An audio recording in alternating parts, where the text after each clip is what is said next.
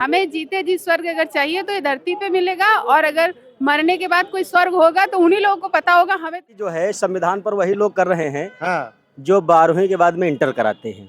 12वीं के बाद में जो इंटर करा। देशों में लागू जब से और हुआ संविधान है, और हुआ संविधान है, और पीडीए की जान है, जो आज भी है और कल भी रहेगा। वंचितों और पिछड़ों की यही पहचान है, पीडीए की जान है, जो आज भी है और कल भी रहेगा। गीता से न कुरान से ये हिंदुस्तान चलेगा तो सिर्फ संविधान से। जय भीम जय। तो बाबा साहब ने नर्क से निकाल करके स्वर्ग पहले ही प्रदान कर दिया है। अमित शाह के रहमो करम पर हम लोग स्वर्ग नहीं लेंगे। अमित शाह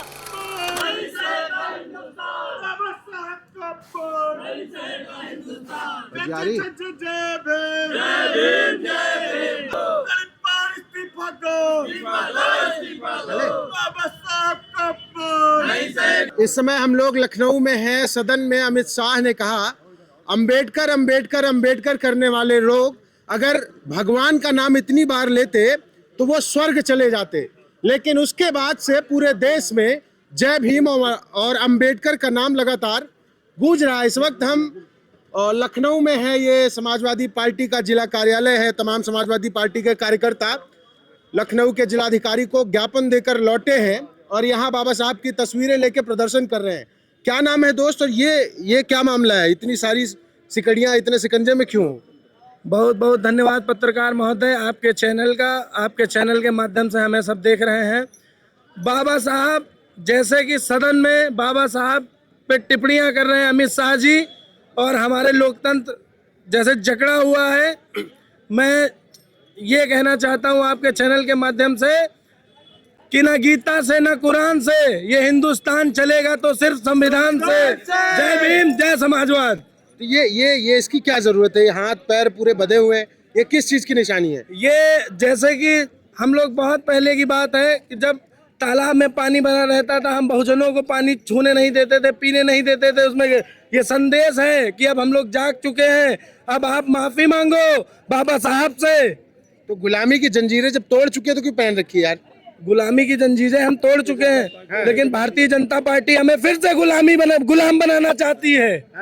हम उनको दिखाना चाहते हैं कि हमारा बहुजन जग चुका है, अब आपके बहकावे में नहीं आने वाला। स्वर्ग नहीं जाना है। स्वर्ग जिन्होंने हमें स्वर्ग नहीं दिया तो क्या, स्वर्ग तो धरती पे ही है। स्वर्ग बाबा साहब जी देके गए कि हमें हर अधिकार देके गए बाबा साहब। हाँ जी चलिए और लोग हैं, इनसे बात करें। क्या नाम है? मेरा नाम त्रिभुवन सिंह यादव है। यादव जी ये बताइए, इतना नाराजगी क्यों है? क्या जरूरत है? भगवान का नाम लीजिए, स्वर्ग जाइए, चैन से रहिए, धुनी रमाइए। स्वर्ग तो बाद में मिलता है, मरने के बाद। जीते जी जो बाबा साहब ने स्वर्ग दे दिया है, ये हम बहुजनों के लिए बहुत बड़े सम्मान की बात है। और बाबा साहब पे एक अमर्यादित टिप्पणी करके देश के गृह मंत्री श्री अमित शाह ने इतना शर्मनाक करतूत की है। देश के गृह मंत्री को देश के बाबा साहब के मानने वाले सभी समर्थकों अनुयायियों से माफी मांगनी चाहिए, सार्वजनिक तौर पर माफी मांगनी चाहिए। गृह मंत्री तो कह रहे हैं कुछ नहीं होगा, झूठ बोल रहे हैं अमित शाह जी। वो कह रहे हैं कि विपक्ष ने गड़बड़ की, उसको माफी मांगनी है। हमने क्या गड़बड़ की? वीडियोग्राफ वालों से पूछ लो, वीडियो में तो साफ साफ दिख रहा है किस भाषा में कहा है, किस आवेश में कहा है। ये प्रतीत होता है देश की जनता के आंखें हैं, कान है और भावनाएं समझने की इतनी शक्ति है। दिखता है कि उनकी भाषा कैसी थी, अमर्यादित थी।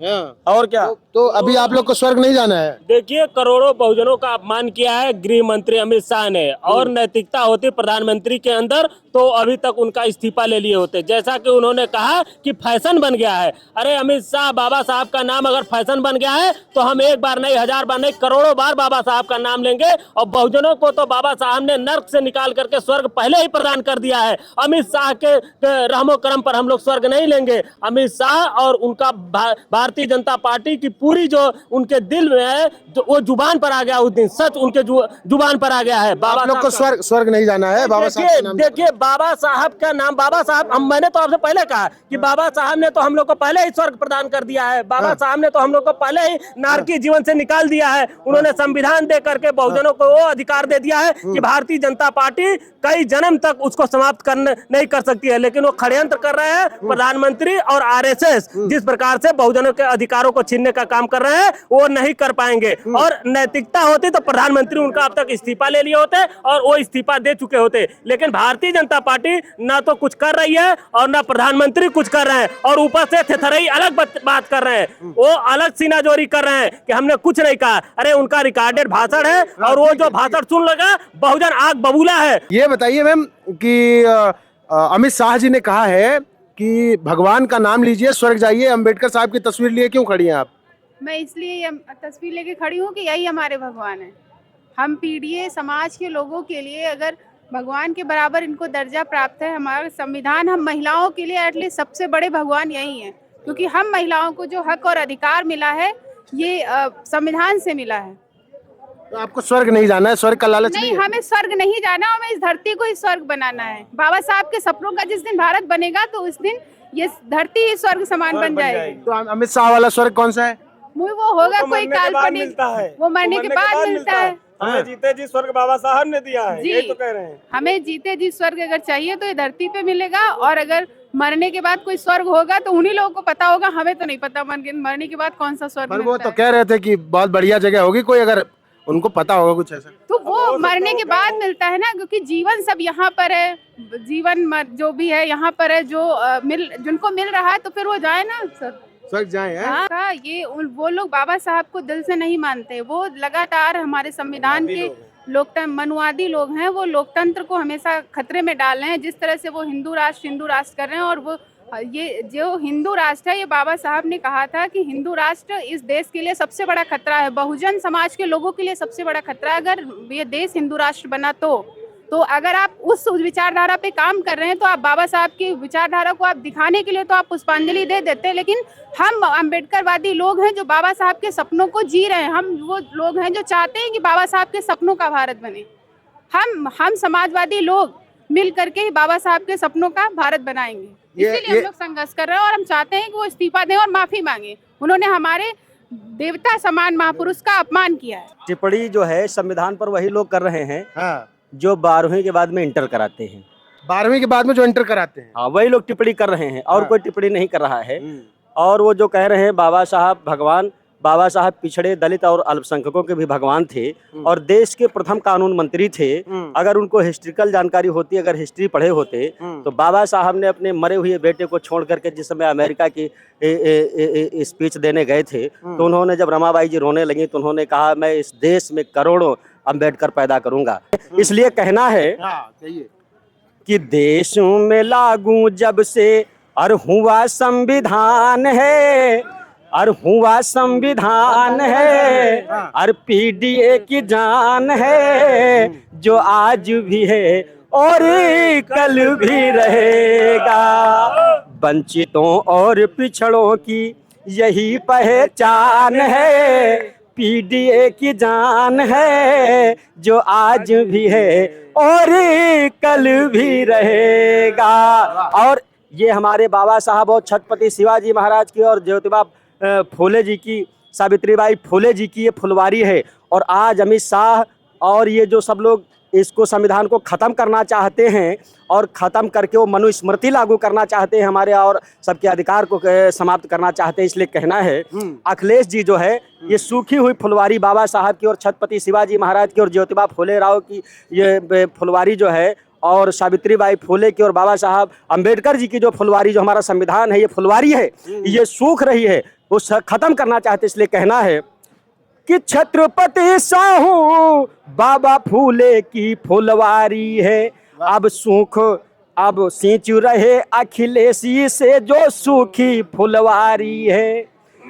तो संविधान भारत का और संविधान महान है, संविधान महान है, जो आज भी है और ही कल भी रहेगा।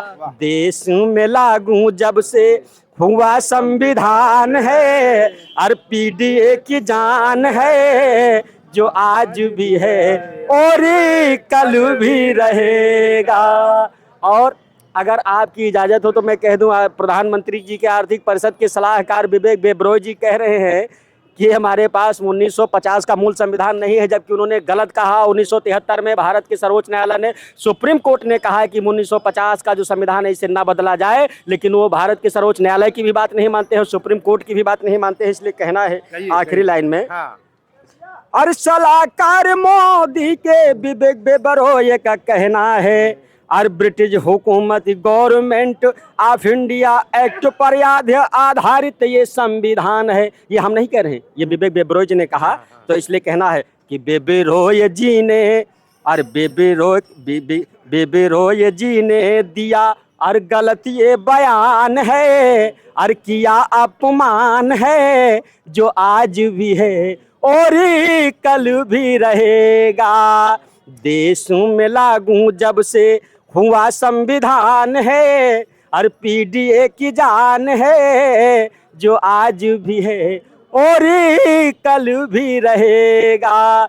जय हिंद, जय भारत, बाबा साहब अमर रहे, जय संविधान, जय संविधान। और मैं आपके चैनल के माध्यम से माननीय अमित शाह जी से, एक वो भारत के बड़े पद पर हैं, मैं उनसे हाथ जोड़ करके गुजारिश करना चाहता हूं। वो उम्र में बड़े हैं और भारत सरकार में मंत्री हैं और उम्र में भी बड़े हैं। मैं ईश्वर से प्रार्थना करता हूं, जो संसद में ईश्वर को मनवाने की नसीहत देते हैं, अब वो हमको बताएंगे हम भगवान को मानेंगे कि नहीं मानेंगे। ये भारत देश के संविधान से चलता है। संविधान अगर हम स्वेच्छा से अल्लाह कहना चाहे तो हमें नहीं रोक सकते हैं, अगर मैं स्वेच्छा से भगवान कहना चाहूं तो नहीं रोक सकते हैं। ये हमें संविधान हमें इजाजत देता है। अगर स्वेच्छा से राम कहें तो कहने से कोई मना नहीं कर सकता, अगर स्वेच्छा से अल्लाह कहें तो कोई मना नहीं कर सकता। लेकिन अमित शाह जी कहते हैं कि आप भगवान करिए, आप डायरेक्शन देते हैं, आदेश देते हैं, और देश की जो अर्थव्यवस्था गड़बड़ाई है, बेरोजगारी फैली है, उस पर कोई चर्चा नहीं करते। सदन को चिड़ियाघर बना रखा है। इसलिए ईश्वर से प्रार्थना करता हूं अमित शाह जी को भगवान सद्बुद्धि दे, जैसे वो संविधान पर इस तरह की टिप्पणी ना करें, और ईश्वर उनको सद्बुद्धि दे। मैं इसी आशा और उम्मीद के साथ मैं प्रार्थना ईश्वर से करता हूं कि शायद ईश्वर उनको सद्बुद्धि दे। और अगर वो ये संविधान पर लगातार टिप्पणी करते रहेंगे तो हम लोग सड़कों पर उतरेंगे और आंदोलन भी करेंगे और भी संसद का भी घेराव करेंगे। ठीक है। तो ये जो है अमित शाह जी के बयान के बाद भारतीय जनता पार्टी को उनका बयान भारी पड़ता नजर आ रहा है। लोगों में भारी आक्रोश है। ये भाई साहब थे, इन्होंने बहुत बढ़िया गाना भी सुनाया है संविधान को लेके। आपको कैसा लगा ये वीडियो कमेंट बॉक्स में जरूर बताइएगा। धन्यवाद।